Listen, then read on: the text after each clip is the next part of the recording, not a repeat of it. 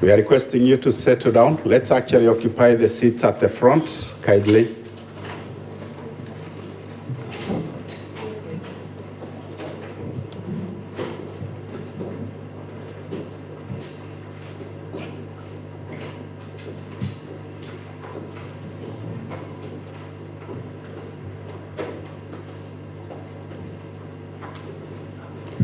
So I'll call upon our director in charge of research, innovation, and commercialization to come forward so that he can lead us in today's program. Dr. Omamo, please.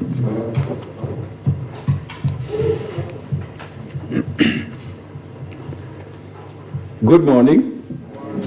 Thank you very much, Dr. Karanja.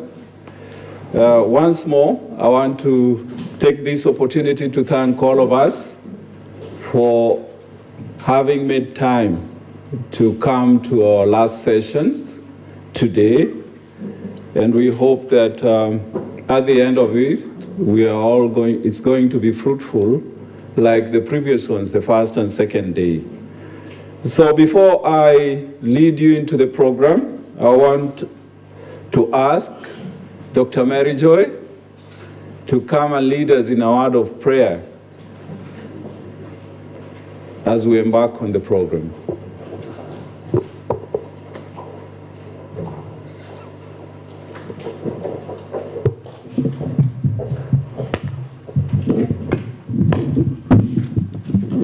Good morning.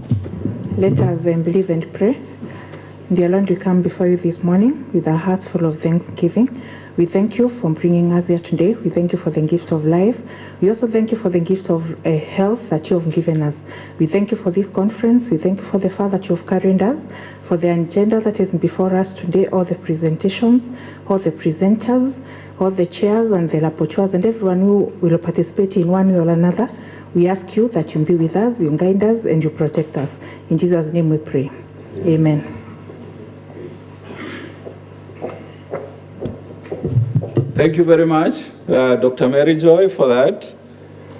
And now we want to embark on the program for today, and we'll go straight to the program. And today we have two guest speakers. And our first guest speaker is Professor Gerono, who has been with us throughout the sessions, and we really appreciate you for that. And today we also have Professor Mushiri, who will introduce himself, as well as Professor Gerono, once you get your chance, and you will know more about them. So our program today, we're going to have our two guest speakers first, and then we will have our breakout sessions. The health theme will remain here because there will be other guest speakers who will be joining us online today at about 1. That is Professor Daniel Clow from the US and Professor Bartolucci from Canada. And that is why we have stated that they will remain in this venue. So we want also to appreciate our Professor Romanos, our Vice Chancellor, who has also taken his time throughout the sessions to be here. And we hope that the faculty can also do the same. So at this point, because we are behind schedule, I want to invite Professor Gerono to actually come and do her keynote speech. So how do I advance the slide? How do I advance the slide? Just click.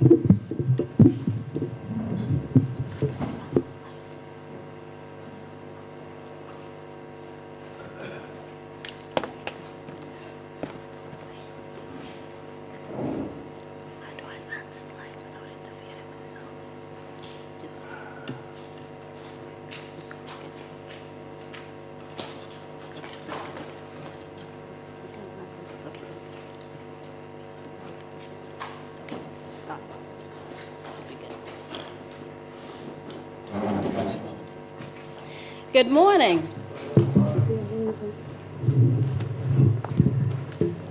Okay. Good morning. Yes. It is a pleasure to be here this morning. It's actually very refreshing to be in an institution where you start with prayer. So I give glory to God for that. In our land, we don't do that. So we have to be very careful because there's a separation between religion and the state. So my topic today is, of course, in line with your theme, is innovations for development. And I'm looking at innovation collaborations for your new widget. So what I want you to think about is, what is your widget? What is it that you want to develop? What is it that you want to produce? So let's start thinking about that, as you go through the day, as you go through the rest of the conference. Let's start thinking out of the box. Again, I do appreciate Dr. Chege is the one who connected me, Vice Chancellor, all protocols observed, my fellow faculty, students. It is a pleasure to be here from North Carolina. Quick introduction, I'm not going to dwell on that, is I am a professor of kinesiology and department chair of kinesiology and recreation administration at North Carolina Central University. I've been in the U.S. for 27 years. I am also the president, and I'm inviting all of you, I'm also the president of the Kenya Scholars and Studies Association. That is an association that brings together scholars and professionals of Kenya in diaspora from all over.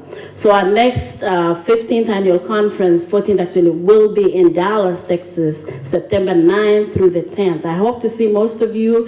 If you don't make it this time, please come next year. We've been meeting, our peers, actually that's where we met Nabukwesi, and most of the officials from the ministry have been highly involved in that with the embassy. So we'll be meeting in Dallas in September. Next year we'll be in Atlanta.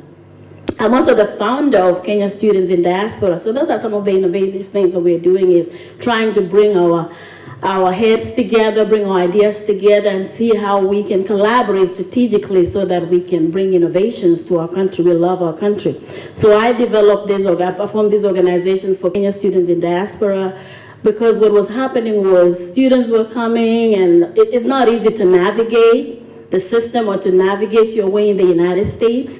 So I started this organization, and that brings, in the US, we have about 4,000 Kenya students. So we bring those together, we do mentoring, we have different groups. I have, different groups of science, the social sciences, and each one of the groups has a mentor.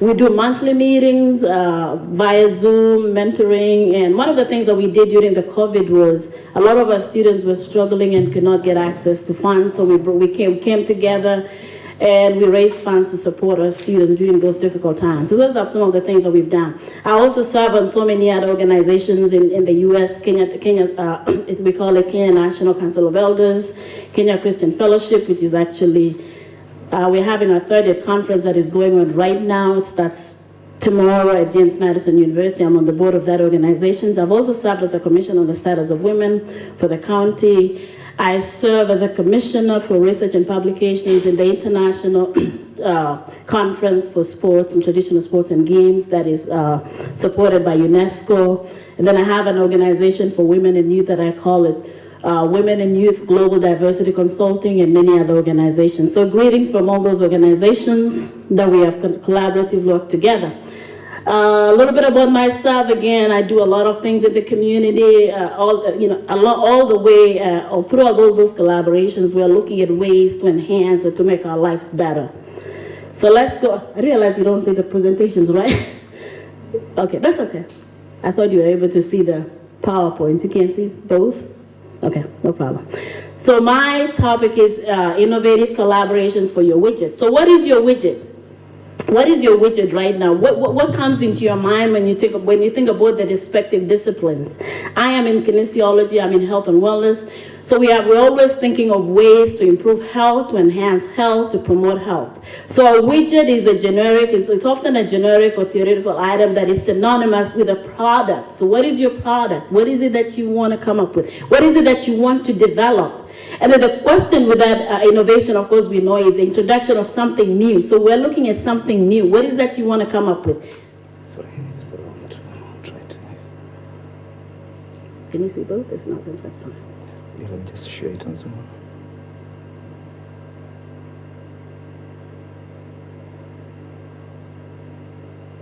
I do apologize. So as it's doing this, think about your widget. What is it that you want to develop? What is it that you want people to see? And then what is your dream widget? What is a product that is going to enhance lives, that is going to improve what you're doing? We're all in different disciplines. So what is that dream thing that you want to see? And, okay. Okay, all right. So what is that widget that you want to develop? What is the anticipated products? We saw what was going on yesterday with the camel feed. What we did before was we were looking at innovations on gadgets that we can use to remind people to exercise, things that we can use to remind people to watch their diet. One of the things that we also did was we developed a program for the community for health, where instead of everybody going to different places, we actually had a one-stop shop.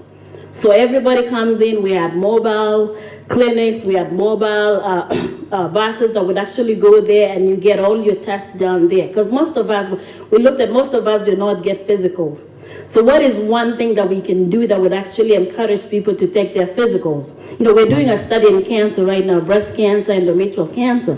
What happens is a lot of people wait until it's too late. So we're trying to come up with ideas that will enhance, that will promote people to actually seek help, to promote help-seeking behaviors early in advance. So as you think about your widget, what are the benefits of those? So let's start thinking about that. Why innovations? My innovations, or anytime I think about something, doing something out of the box, like when I started the organization for students, was there was no group. You know, we had so many Kenyan organizations, but there was nothing for students, and we are losing a lot of our students. They're falling through the cracks when they come to the US. So I thought, why? So Simon Sinek says that audiences will not take you seriously when you talk about the what and how, but they will take you seriously when you know the why. So why innovations? Why are we talking about innovations? And I'm not going to go into that because I'm preaching to the choir. We know why we need to innovate. Also, Henry Ward Beecher says that we should not judge people from their peak of excellence, but by the distance they have traveled from the point they started. Looking at this wonderful institution, you have made great progress and you have so many things that you can do. So let's start small, let's think far, and as long as we know the why, then I think we are all innovated to do that. So again, sustainable innovations for development always start with a why. If we know the why, we know that innovations improve productivity and growth. We know that innovations reduces cost, increases development and competitiveness, improves brand recognition and value. What is your brand here as must? What is a brand? What do you want to be known for? If you know that why, then we can all come together synergistically and strategically focus on our why and focus on developing those widgets that would actually put us on the map. It improves our brand recognition and value, develops new partnerships and relationships. Your chair of the board yesterday, we happened to have spent some time, is talking about internationalization and developing new partnerships. This morning at breakfast, I had breakfast with a team from Netherlands, and we were talking about some of the things that they are doing. It also increases the well-being for those who are in health, well-being and wellness and health of the community, enhances communication and educational accessibility. And I'll give you an example of some of the things that I did. A few years ago, we were trying to get our students to travel abroad. We were not able to do that because not everybody can afford. So therefore, we developed a program way before COVID came.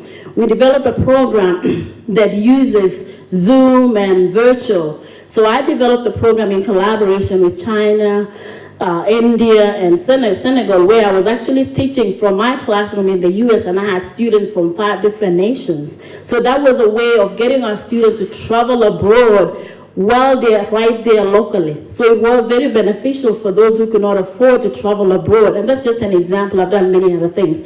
So therefore, what we need to do is focus on those synergistic collaborations in research and innovations. Once you know what your widget is, then think around and see, who do we need to bring to the table? Who are those key stakeholders? Is it Kenyan? Who are those key stakeholders that we need to bring to the table that would actually help us to achieve our goals?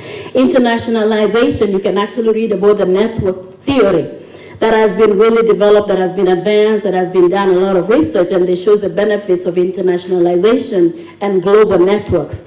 Increased undergraduate and graduate research. That's one of the things that most institutions really need to focus on, or we have focused on those, where we have conferences just for undergraduate, encouraging undergraduate students to develop or to advance start research way early. We don't want to wait until they're in graduate school, but we want to encourage that culture of research way from the beginning. And that is what we do through KESID and KESA, where we actually mentor students and we ensure that we bring them with us to those conferences so that they're presenting, we're giving them feedback, we're assigning them to a mentor. So they're actually very clear and they're very determined, and they start their research way in advance. Same thing, graduate and undergraduate research. So I hope that, Director, you have a program for undergraduate research as well as the graduate research, and where we have faculty mentoring, because we've seen a lot of innovations come out of these young and energetic people.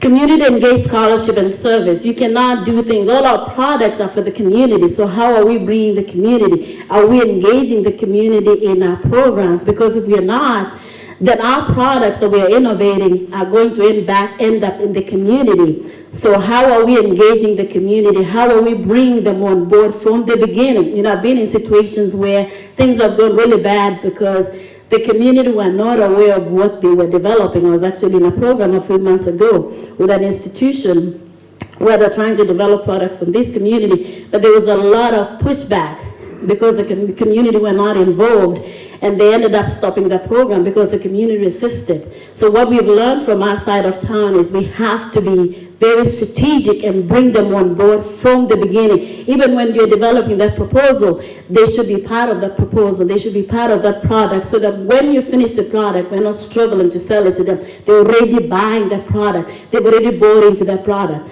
So community engagement, community engaged scholarships is key to innovations. And then service, giving our students the opportunity to be out there in the community, see what is going on, what are the needs, you know, doing those needs assessments so that we are very aware, very familiar with what the needs are for the community, so that whatever we develop, it's actually going back to the community. And then disciplinary and cross-disciplinary expertise and competencies. What we've done is we have stopped researching in silos. We don't do that no more because we've just realized that it doesn't work. When you go for those NIH grants, when you go for those USDA grants, you cannot get a grant by yourself. So we have developed a culture of interdisciplinary and cross-disciplinary expertise. Actually, right now, my department of kinesiology is partnering with physics. So we work very closely with physics, with biology, with nursing, so that we're developing those gadgets that we're developing, those widgets that we're developing. It's actually the physics faculty who are enhancing. We talk about kinesiology, we're talking about exercise physiology, biomechanics, rehabilitation. So when we do rehabilitation, we can't do it by ourselves. We need everyone at the table. So that is the way to go in terms of getting grants, getting projects developed, is collaborating. So where does innovation start? All hands on deck. We need all hands on deck. We need everybody at the table in order for us to be innovative. So institutions need to collectively strategize the why and how to enhance and accelerate and advance their growth and brand. So you have your brand. You have a great brand right here. Now, we all need to come together at the table. We need to innovate our teaching and learning. We have to be innovative. We have to be creative. Right now, as I sit right here, when my office phone rings in the United States, I get my phone right here. I can see when my secretary is not picking the phone or not. It comes right here because of innovations. I don't need to be there. I can be right here and receiving calls and communicating and responding and doing my work. So that is teaching and learning, is I can respond to students quick and on time. So innovation, let's think about those of us who are in the classrooms. Let's think about innovation. It's not only in research, innovative teaching, like I gave the example of when I developed this global understanding in collaboration with other institutions where we're actually teaching locally, but we're reaching out. We also need to collaborate in research and scholarships. What are those things that we want to do? Who do we need to bring to the table? Service and community engagement. We need to be out there in the community. All of us can go there. We need to see the physicists, the biologists, the mathematician, psychologists, all going to the community and working together to bring progress. Because if so many of us are going here and there, it creates a lot of confusion. But if we go together as a team and say, hey, so what we've done there is we have themes. We have thematic research groups or products that we do, and we actually go together. Resources, we need to be innovative in our resources. What is it that we need? We have to get into that spirit of sharing those resources. I'm in a building where I supervise. We share the building with football. Football in America is youth. We share the building with campus recreation. We share the building with dance. So we have this big building, but resources are shared. So that way it makes it easy for us. If you buy a product, we all share. So sharing resources so that way we can all, and then degree offerings. What degree offerings? What are some things that we need to offer? I'm a little disappointed you don't have kinesiology. Kinesiology is a STEM field, by the way. So I hope you will incorporate that. It's not just physical education, but under kinesiology, we have exercise science, we have exercise physiology and human anatomy, we have sports medicine, all those fields, biomechanics, and all that stuff. So that is a field, again, where we want to make sure that we're offering those competitive programs. So innovations, again, institutions can collectively work together to create synergy and collaborations that promote, accelerate, advance the goals and the brand of the institution. We want to differentiate your degree programs, stand out, differentiate the degree programs and courses that you offer so that you can position yourself to be a leader in your respective field. You are known as a STEM institution. How do you differentiate yourself so that you stand out, so that you are a leader in Kenya, you're a leader in Africa, you're a leader in East Africa. So develop those courses and programs that are so that you're respective in the field, and provide those courses or programs that are relevant, real, and rare. So again, that widget, what are things that we can do that are relevant, real, and rare to our community? And then enhance programs that promote a brand identity that has impact and distinction. All that we do as faculties, we want to make a difference in the community. So what are we doing that actually creates impact and distinction in our communities, in our country, in our nation? And then, of course, we want to advance and accelerate students, faculty, and staff success. If everybody does not succeed, we can't go far. If everybody knows the why, then we can go far together. And then, of course, increase our funding, internationalization, international collaborations, maintaining our accreditations for those programs that have that, and infusing a culture of entrepreneurship. I think our business leader talked about. So in your areas, as you look at your different respective areas, where are those opportunities that we can actually introduce entrepreneurship? We have done that in kinesiology and we've been very successful. And then, of course, international collaborations, when you look at that network theory, we know that it enhances resources, knowledge, and competitiveness and competencies. So faculty, oh my goodness, I'm a faculty member. I've been a faculty for 28 years. Vice Chancellor, they are the heart and soul of your institution. When they succeed, students and the institution succeed. So I hope that we all invest in our wonderful faculty. So faculty are faculty are the heart and soul of every institution, and it's important that we support our faculty in terms of remuneration, giving them resources, whatever they need. If we don't invest in them, we can't go far. Providing support and resources, protecting their scholarship time. What I've done in my department is our faculty are very good in research, so I protected their time. Our faculty are very good in teaching, so therefore I protect their time so that we can actually support those innovators, those researchers who want to go there and get funding. So I hope, again, the leadership here will really be very strategic in supporting our faculty. And then, of course, enhancing the junior faculty by giving them mentorship, especially the junior faculty, and making sure that you give them enough time to research. Promoting integrated innovations, interdisciplinary research, I've already talked about that, and facilitating strategies to increase support and resources for faculty. And let's not forget to reward them. Recognizing and rewarding success for advocating for faculty. Sometimes we forget. If we can't pay them, we praise them. I know sometimes money is an issue, but if you can't pay them, we praise them. But it goes a long way in ensuring that they're actually doing well. So let's do that, or we've seen that it works for them.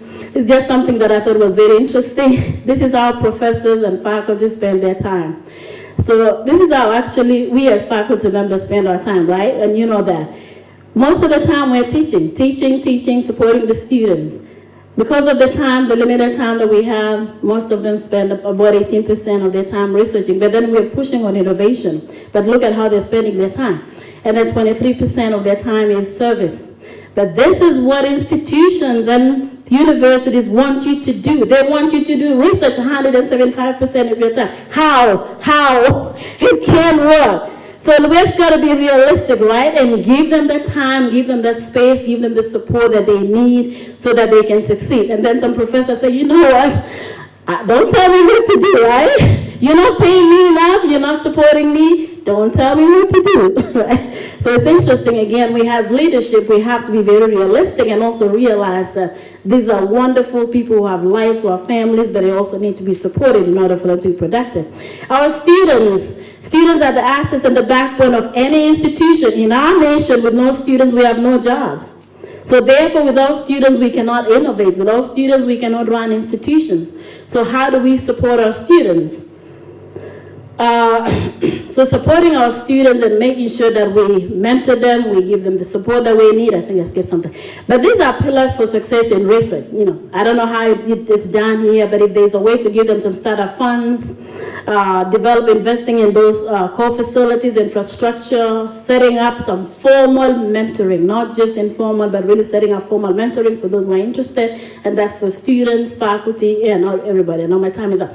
Writing support for those grants. If you don't have the support here, we can always collaborate. We as Kenya scholars, we're here to provide free services. Actually, I'm attached to the University of Nairobi right now by the African Carnegie Diaspora Fellowship, where I'm working with them in curriculum development. I'm actually an external examiner. And there are many of us, I think we're about 50 of us in different institutions. I hope next time Meru will have one. So we're here, we're supporting with grants, whatever is needed, we're here to support, and then again, collaborations. And then when we have funded grants, then we can innovate. Students, accelerating success and growth, focusing on that, increasing research, really giving them some funding, some money to do research and money for local community and global engagement opportunities, engaging them in objectives or in programs that actually align with the expectations of industry. So what are the needs of the industry? That's why I love Kenji when people they're here, because we know what are their needs. And sometimes what we've done in the US is we've gone back to the industry and say, what are the skill sets that you need?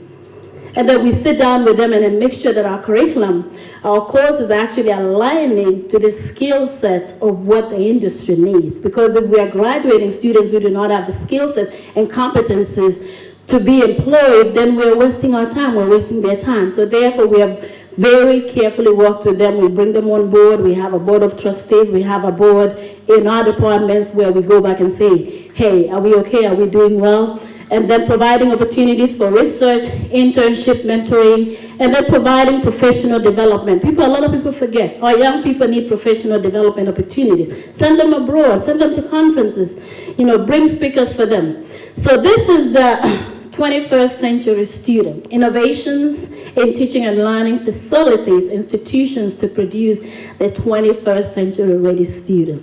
So this is a thought to reflect, is that how are we preparing that 21st century student who is a science survey, strong team contributor, effective problem solver, critical thinker, financially literate citizen, literate community,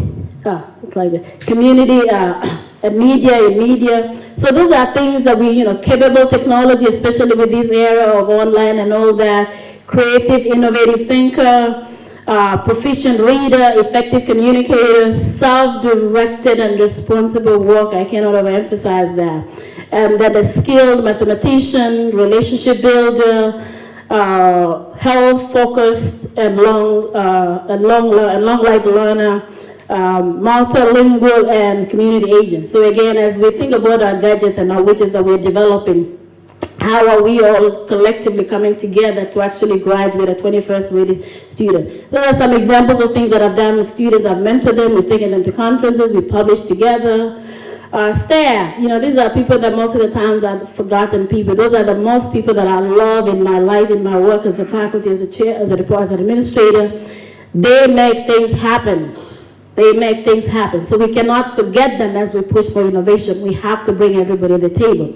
So they play an integral part in the success of the institution, department. They make things happen. Without them, many things cannot move. Those of you who are doing innovations, you need to get paid, you need to get travel. So without them, so let's recognize them and support them, facilitate professional development opportunities for resources to make them successful. Examples of international collaborations, again, these are just examples. I've worked with Ethno Sports Federation that is promoting traditional sports and games. I think our speaker yesterday talked about indigenous innovations. UNESCO Task Force for Traditional Sports and Games, where I serve as a member of the Publications and Research Committee, and then Global Peace Foundation, where we've worked to promote sports for peace, sports diplomacy. In Gambia, I was actually a consultant last year where I worked with the University of Gambia with the ministry and with the Office of the President to actually develop a Center of Institute for Sports and Kinesiology. And then, of course, with the University of Nairobi, I've been working with them to develop curriculum and review their exams as an external examiner. And then global understanding courses that I developed with China, India, and Senegal. A lot of international collaborations. Some of the grants that I'm involved in, I'm trying to rush through. But we're looking, again, those are all collaborative grants that we're working on. Implementation science and fellowship and pilot programs where we're looking at health and physical activity. We're looking at cancer and exercise. We're looking at breast cancer determinants. We're looking at endometrial cancer. And then, many other projects that we're involved in. So that is just a little bit about myself. Again, like I said, I am the president of CASA, founder of Kenya Students in Diaspora, and I will stop there because of time. I do apologize if I rushed through, but the key thing is, let's start with the why and what is your widget as you move forward. So what is your why, what is your widget, and collaborative innovations. We need all hands on deck. Thank you so much. Have a wonderful time, and it's been a pleasure being here. Thanks so much.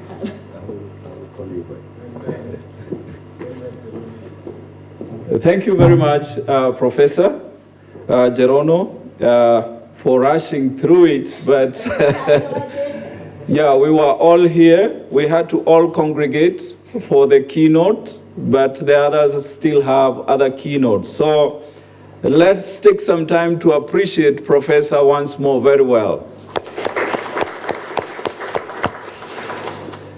So we have other guest speakers. Before I invite Professor Mushiri to take us through the discussions, to react to Professor Gerono's keynote, we want to appreciate some of our keynote speakers who are joining us virtually and who are also still participating in the other thematic areas. I appreciated, we have with us today Professor Mushiri. Just wave to the crowd, to the participants, audience, sorry. Then we also have Professor Muthoni Masinde from the Central University Technology, Free State, South Africa, who is also joining us online.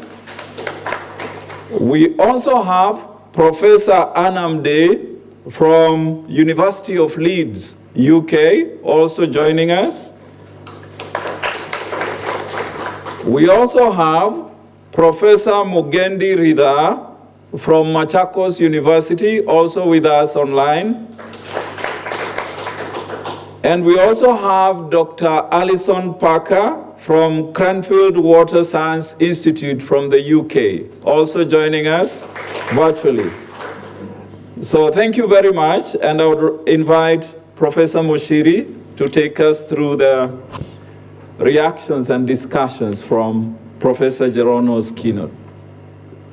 Thank you very much. And again, let us appreciate Professor Gerono Rotich for the wonderful presentation. That was very mind-catching about innovation.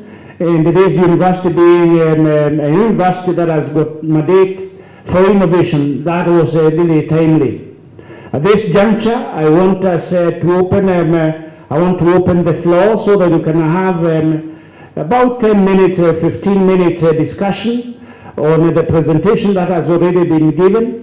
And I would want to invite questions, comment, suggestions from the audience, and call upon Professor Rotate to come forward so that our comments, we can address our comments. Thank you. First, we will start with our VC, Professor Romana Sothiambo, please.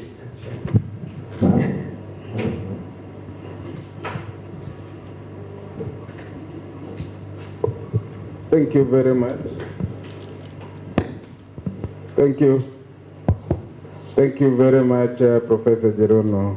I'm just taking your time from US to come here and be with us. That's very humbling. Kenya is a new curriculum, competency-based curriculum. And one of the areas they really emphasize is performance and creative arts. And I think there is also sports science. The other name you talk about, I don't know. I'm just a mathematician. And talking about STEM institutions like Meru University of Science and Technology, one of the areas we really want to focus on, especially when it comes to creative arts, performance, and then these STEM things, actually sports science and music.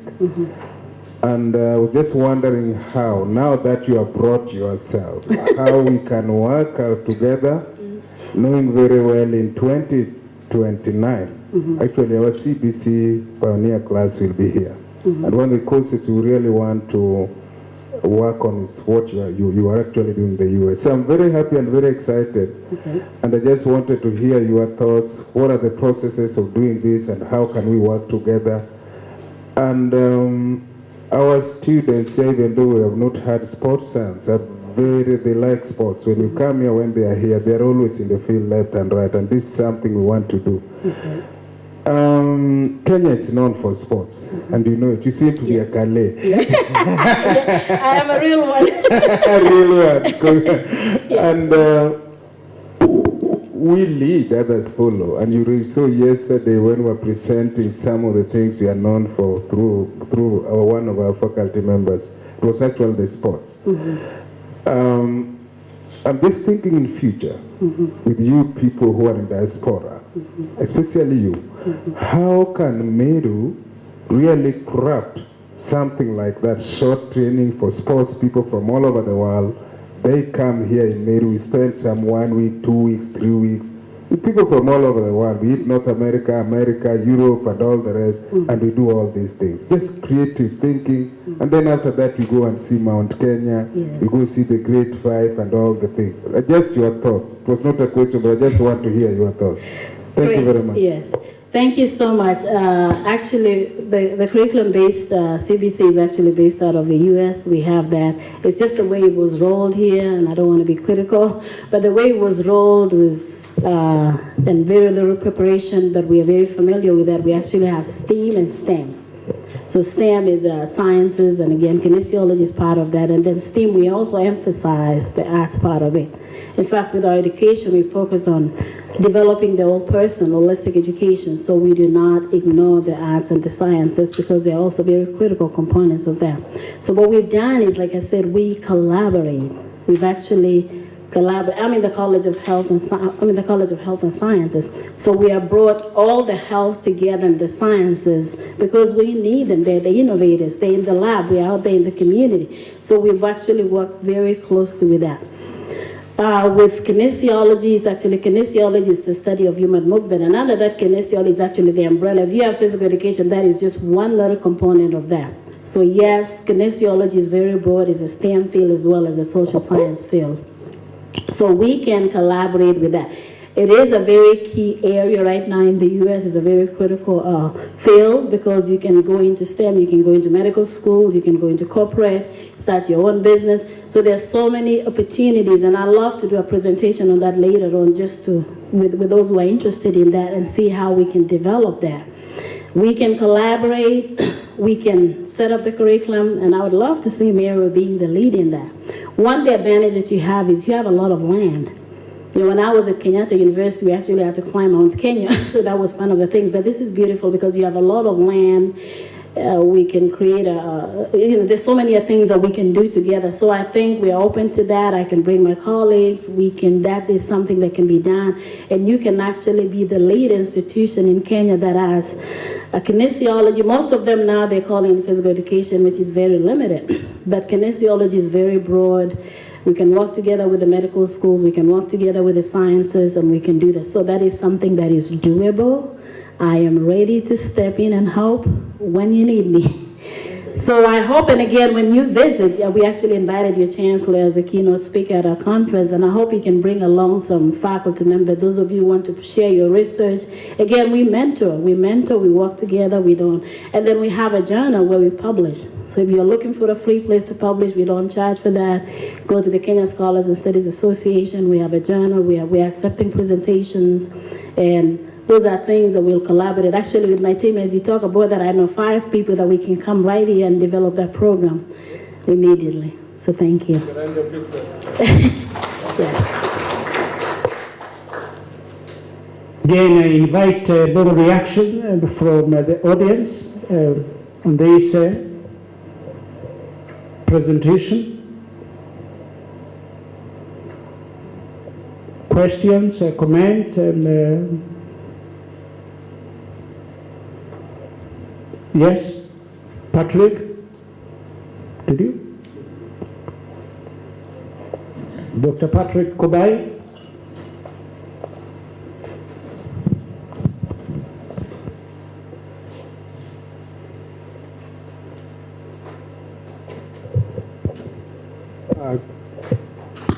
Good morning. Good morning. My name is Dr. Patrick Kubai. I have a keen interest in health promotion and international health. Perfect. So I would like to know the relationship between kinesiology and health promotion. Okay. Because I've heard also it can be a point of innovation in terms of ensuring that there is wellness among the population. Because we are saying kinesiology is all about the human body movement and all that it pertains.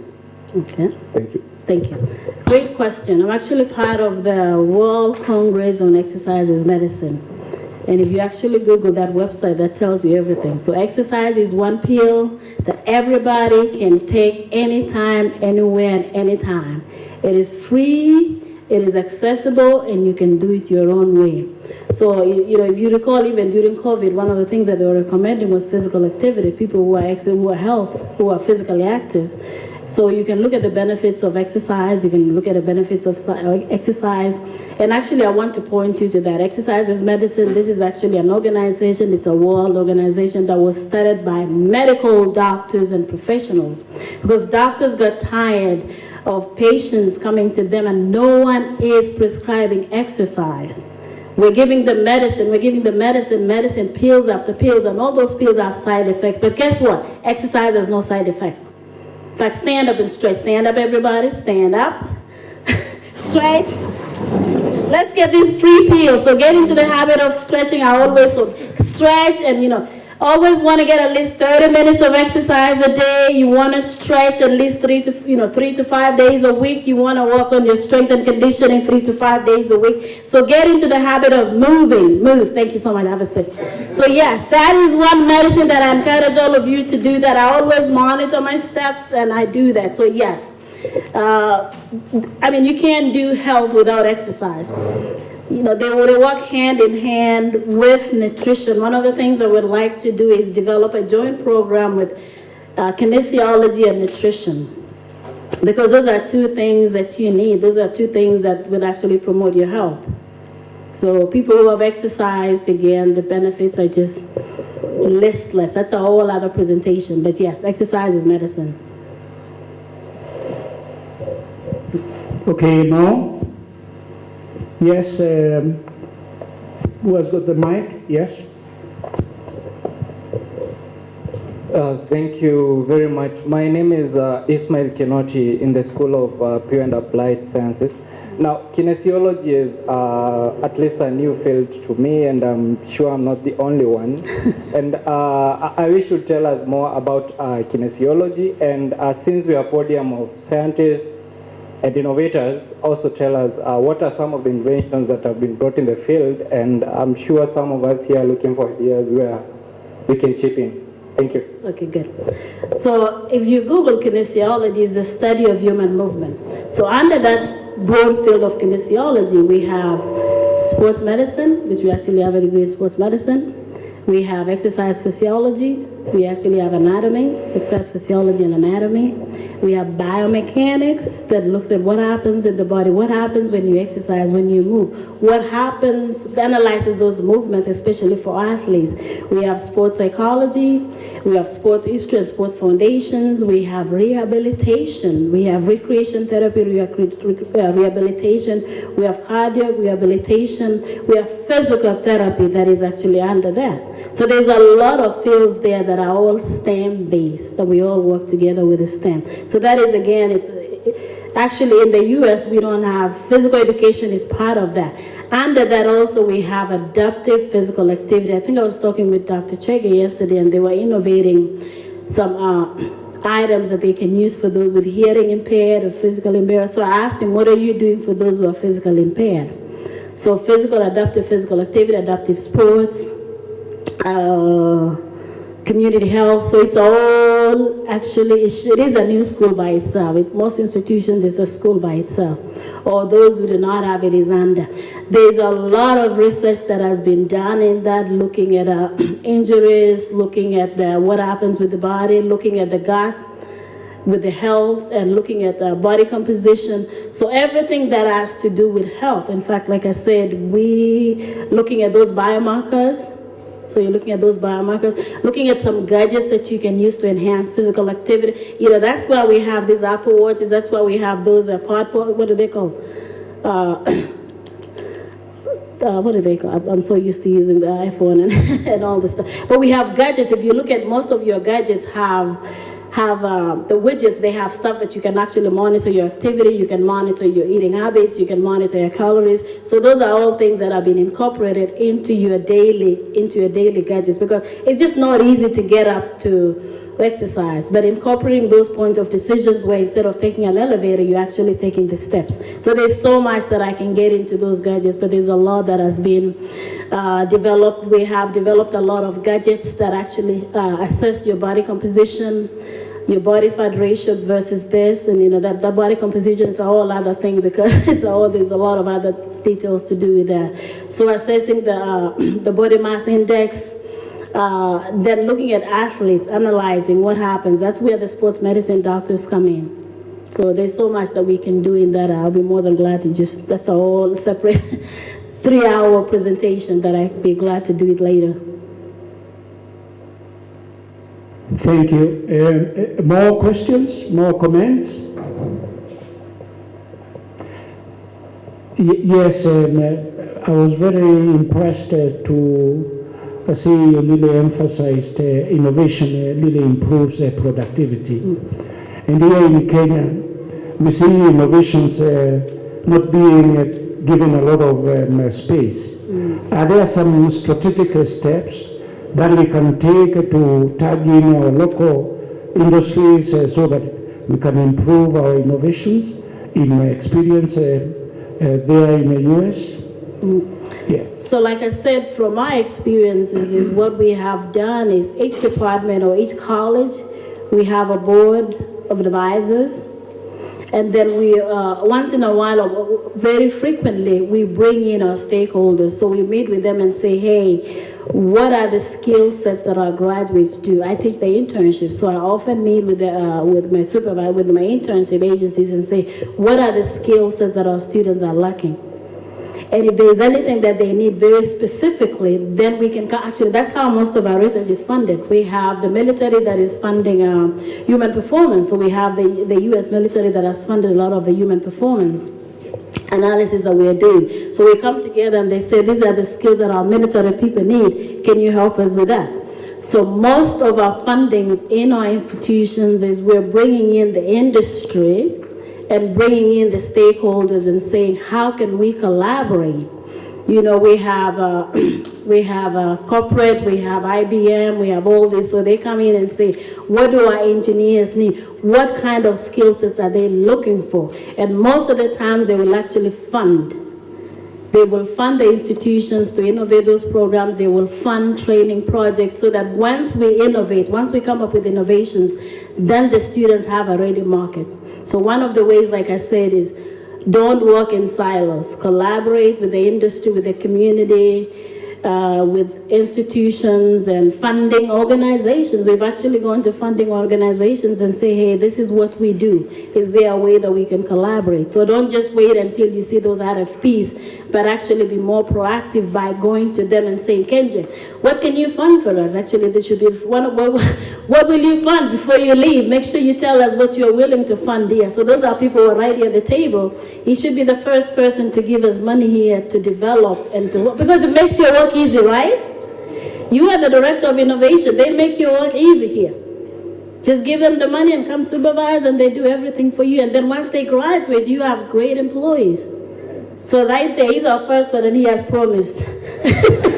So they can get away. So bring more of those here. Bring more of those to the table. Okay. More comments, more questions? Yes, Dr. Patrick Kubai. Second question. Thank you very much for the curiosity. I'm so interested in this, and it's about health sciences, whereby we have different approaches to various health interventions.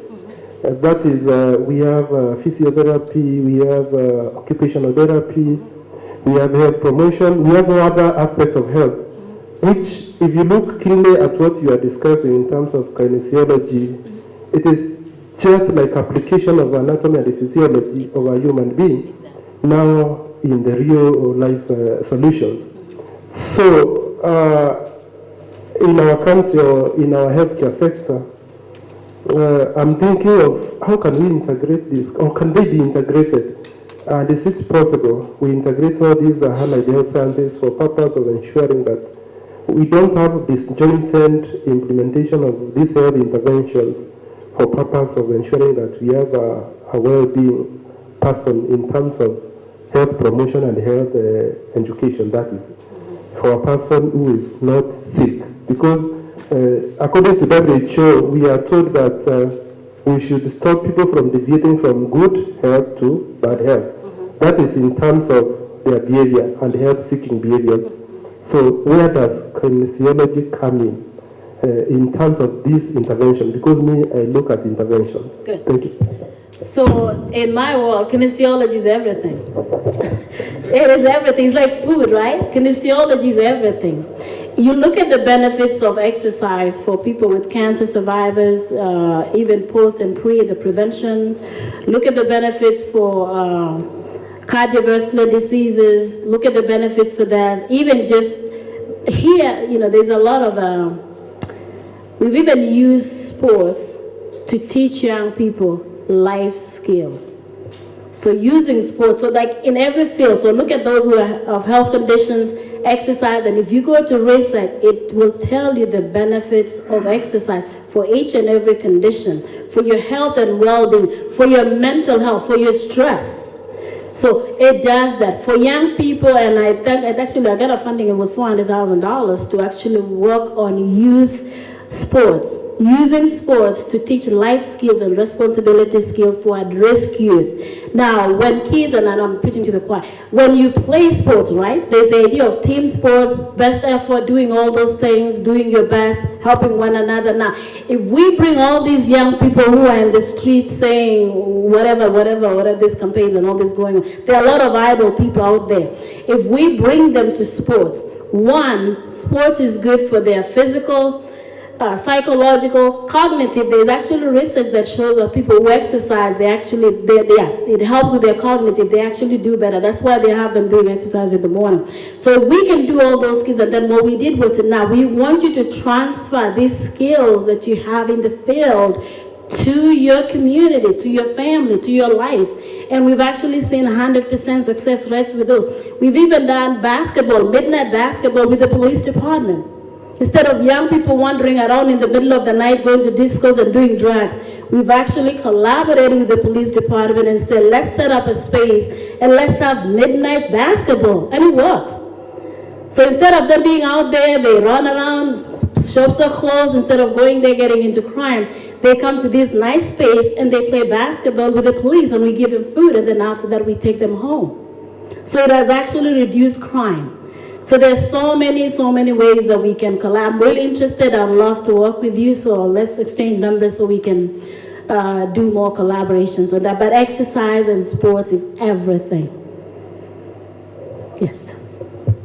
Okay, we will have one more question before we bring this one to an end. Thank you very much for that good presentation. I'm happy that it has generated a lot of interest. But I want to inform you that Meru University has already started a physical education program. We have the first year. I'm actually in that. My name is Dr. James Kobali. Okay. And I'm actually a trained PE specialist.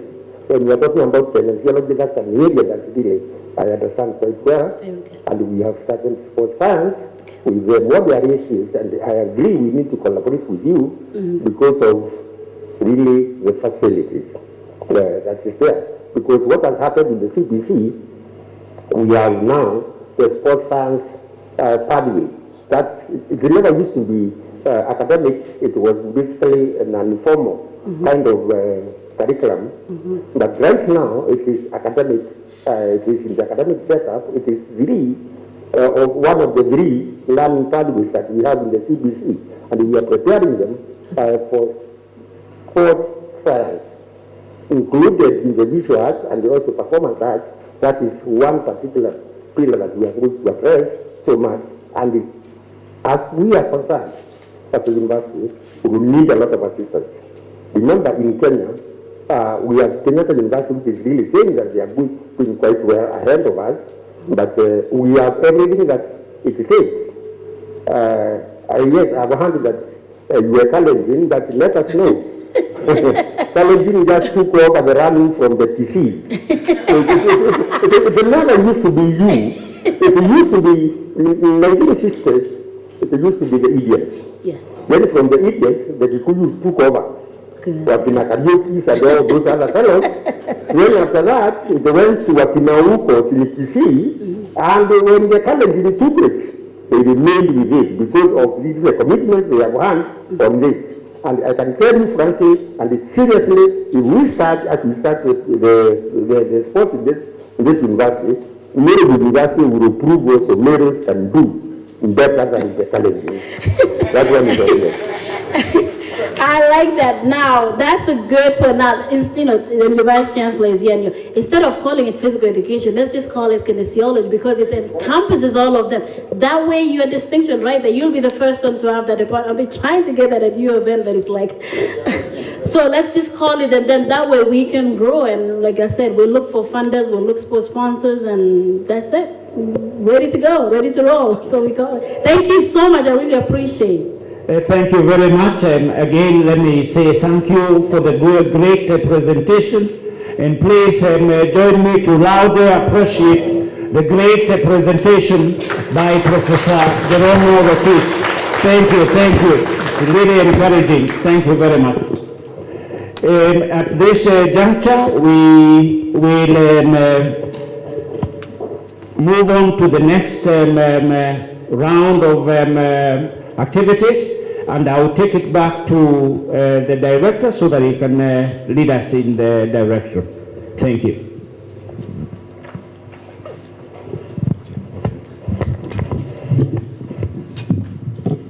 So thank you very much, Prof. You see, your keynote has really elicited a lot of excitement. And I believe that the management has had, and I know something will be done. So thank you very much. We want to proceed to our other sessions, and We will talk to Prof and the Kengen team before you leave. But for now, we will take a health break. And after the health break, we will go to our breakout sessions. The deans and directors can proceed to the Innovation Center, and the other participants can move to the ECB 16. Then from there, we will go to our various respective parallel sessions, which I believe all of us have the program. So thank you very much once again. So let's head to the health break for about 30 minutes so that we can come back and catch up with the sessions. Thank you.